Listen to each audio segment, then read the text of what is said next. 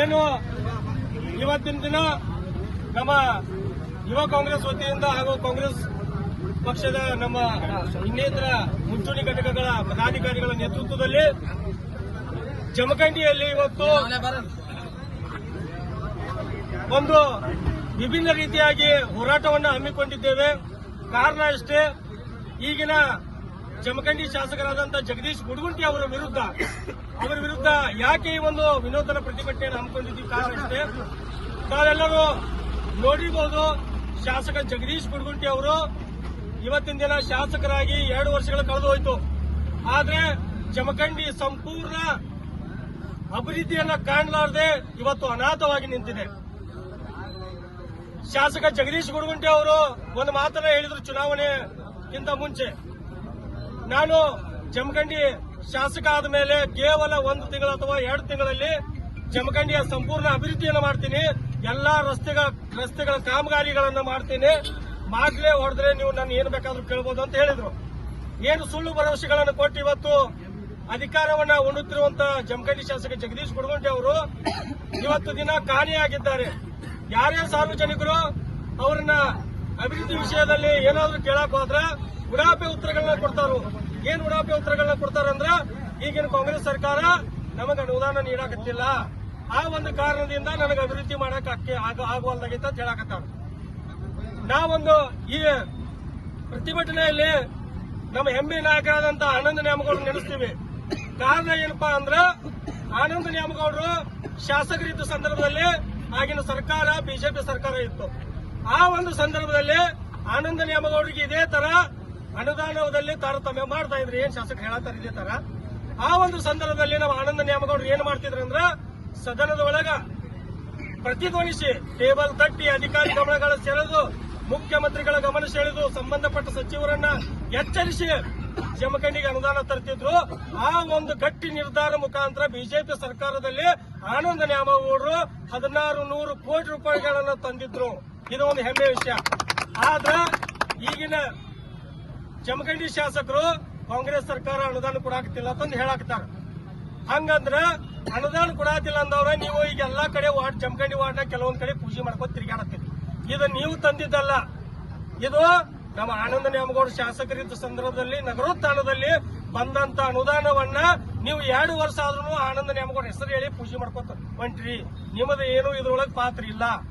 ಆಮ್ಯಾಗ ಮುಖ್ಯವಾಗಿ ಹೇಳ್ಬೇಕಂದ್ರ, ಈಗಿನ ಕಾಂಗ್ರೆಸ್ ಸರ್ಕಾರ ಮಾನ್ಯ ನಿಮ್ಗೆ 10 ಕೋಟಿ ರೂಪಾಯಿ ಜಮಖಂಡಿ ಅನುದಾನ ಮಾಡಕ್ ಕೊಟ್ಟಿತ್ತು. ಆ ಒಂದು ಸಂದರ್ಭದಲ್ಲಿ ನೀವು ಜಮಖಂಡಿಯಲ್ಲಿ ಅನೇಕ ಭಾಗಗಳಲ್ಲಿ ರಸ್ತೆಗಳು ಕೆಟ್ಟು ಹೋಗ್ಯಾವ.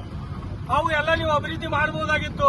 ಆದ್ರೆ ನಿಮ್ಮ ಸ್ವಾರ್ಥ ರಾಜಕಾರಣ, ಸ್ವಾರ್ಥಕ್ಕಾಗಿ ನಿಮ್ಮ ಮನಿ ರೋಡ್ ಅಂದ್ರೆ ದೇಸಾಯಿ ಸರ್ಕಲ್ ನಿಂದ ನಿಮ್ಮ ಮನಿತನ ಏನಾದ್ರೂ ಗಿಡಗಳನ್ನು ಏನು ಮಾರಣ ಹೋಮ ಮಾಡಿ ರಸ್ತೆಯನ್ನು ಮಾಡ್ಕೊಂಡ್ರಿ. ಆದ್ರೆ ಉಳಿದ ಸಾರ್ವಜನಿಕರಿಗೆ ಅಡ್ಡಾಡೋ ರಸ್ತೆಗಳು ನಿಮಗೆ ಕಾಣಲಿಲ್ಲ. ಅದೇ ತರನಾಗಿ ಇವತ್ತು ಸಿದ್ದರಾಮಯ್ಯ ಸಾಹೇಬರು ಪ್ರತಿಯೊಬ್ಬ ಶಾಸಕರಿಗೆ 25 ಕೋಟಿ ರೂಪಾಯಿ ಕೊಡ್ತಾ ಇದ್ದಾರೆ. ಅದನ್ನು ನೀವು ಏನು ಕೆಲಸ ಮಾಡಬೇಕು, ಯಾವ ರೀತಿ ಅಧಿಕಾರಿಗಳು ಹಿಡಿದು ಯಾವ ರೀತಿ ಕೆಲಸ ಮಾಡಬೇಕು ಅನ್ನೋದು ಅದು ನಿಮಗೆ ಪರಿಜ್ಞಾನ ಇಲ್ಲ. ಅದಕ್ಕಾಗಿ ಒಂದು ಮಾತು ಹೇಳ್ತಾನೆ, ಶಾಸಕರು ಜಗದೀಶ್ ಗುಡಗುಂಟಿ ಅವರ ನಿಮಗೆ ಅಭಿವೃದ್ಧಿ ಮಾಡೋದು ನೀಗ್ಲಿಕ್ಕಂದ್ರ, ಅನುದಾನ ತರೋದು ನೀಗ್ಲಿಕ್ಕಂದ್ರ ನೀವು ರಾಜೀನಾಮೆ ಕೊಟ್ಟು ನಿಮ್ಮ ಮನ್ಯಾಗ ಕೂತು ಬಿಡ್ರಿ. ಇರ್ಲಿಕ್ಕಂದ್ರ ಇನ್ನೊಂದು ಕೆಲಸ ಮಾಡ್ರಿ. ನಿಮಗೆ ಅದು ನೀಗ್ಲಿಕ್ಕಂದ್ರ ನಮ್ಮ ಆನಂದ ನ್ಯಾಮಗೌಡ ಗಟ್ಟಿ ಅದಾರ ಅನುದಾನ ತರಾಕ.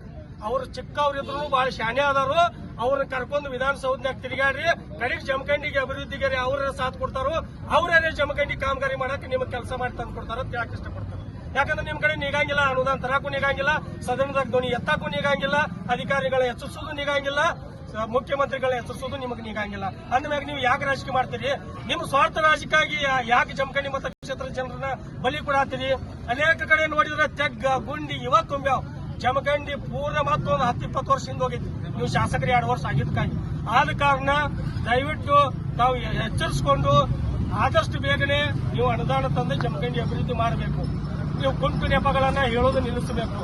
ಈ ಒಂದು ನಾನು ಪ್ರತಿಭಟನೆ ಮೂಲಕ ನಿಮಗೆ ಒತ್ತಾಯ ಮಾಡೋದು ಇದೆ ಅಂದ್ರೆ, ಅಭಿವೃದ್ಧಿ ಮಾಡಿ ಇಲ್ಲ ಕುರ್ಚಿ ಖಾಲಿ ಮಾಡಿ ಅನ್ನೋ ಮಾತನ್ನು ಹೇಳಿ ಇವತ್ತು ಈ ಒಂದು ಪ್ರತಿಭಟನೆಗೆ ಆಗಮಿಸಿದಂತ ತಮಗೆಲ್ಲರಿಗೂ ಧನ್ಯವಾದ.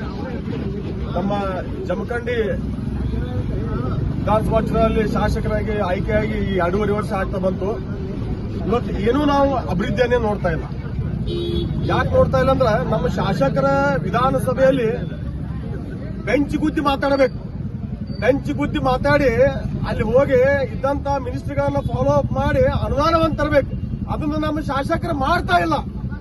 ಹಿಂದೆ ನಮ್ಮ ಆನಂದ ನ್ಯಾಮಗೌಡ ಸಾಹೇಬ್ರಿದ್ದಾಗ ಅವಾಗ ಬಿಜೆಪಿ ಸರ್ಕಾರ ಇತ್ತು ರಾಜ್ಯದಲ್ಲಿ. ನಮ್ಮ ಸಾಹೇಬ್ರು ಹೆಂಗ ಮಾತಾಡಕತ್ರ 2,224 MLA ಒಳಗ ಫಸ್ಟ್ ಟೈಮ್ MLA ಆಗಿ ಹೋದಂತವ್ರು ನಮ್ಮ ಶಾಸಕರ ಎಲ್ಲ 224 ಶಾಸಕರ ಮಾದರಿ ಆಗಿದ್ರು. ಹೆಂಗ ಅನುದಾನ ಬೆಂಚ್ ಬುದ್ಧಿ ಮಾತಾಡಿ ಅನುದಾನವನ್ನು ತತ್ತಿದ್ರು, ಹಂಗ ಅನುದಾನ ತರುವಲ್ಲಿ ನಮ್ಮ ಈಗಿನ ಶಾಸಕರ ಜಗದೀಶ್ ಗುಡ್ಗುಂಟಿ ಅವರು ವಿಫಲರಾಗಿದ್ದಾರಂತ ಸ್ಪಷ್ಟವಾಗಿ ಹೇಳಕ್ ಬಯಸ್ತೀನಿ. ಇವತ್ತು ಪರಿಸ್ಥಿತಿ ಏನಾಗತ್ತಪ್ಪ ಅಂದ್ರೆ ಗ್ರಾಮೀಣ ಭಾಗದ ರೋಡ್ಗಳು, ನಗರ ಭಾಗದ ರೋಡ್ಗಳು, ನಮ್ಮ ಬಸವೇಶ್ವರ ಸರ್ಕಲ್ ದಿಂದ ದೇಸಾಯಿ ವೃತ್ತದವರೆಗೆ ಇವತ್ತು ಏನಾಗಿತ್ತಪ್ಪ ಅಂದ್ರೆ ಮಳೆಗಾಲದಲ್ಲಿ ಸಾಕಷ್ಟು ವೃದ್ಧರು ಯುವಕರು ಶಾಲಾ ಹುಡುಗರು ಬಿದ್ದು ಕಾಲು ಮುರ್ಕೋತಾ ಇದ್ದಾವ, ಸಾಕಷ್ಟು ಅಪಘಾತಗಳಾಗಿದ್ದಾವ. ಇದಕ್ಕೆ ನೇರ ಹೊಣೆಗಾರ ಜಗದೀಶ್ ಗುಡ್ಗುಂಟಿ ಅವರಂತ ನಾನು ಹೇಳ ಬಯಸ್ತೇನೆ. ಎರಡನೇದಾಗಿ ತಾವು ಕಾಲೇಜ್ ಹತ್ರ ತಮ್ಮ ಮನೆ ಮುಂದಿನ ರೋಡ್ ಮಾಡ್ಕೋತಾ ಇದ್ದೀರಿ.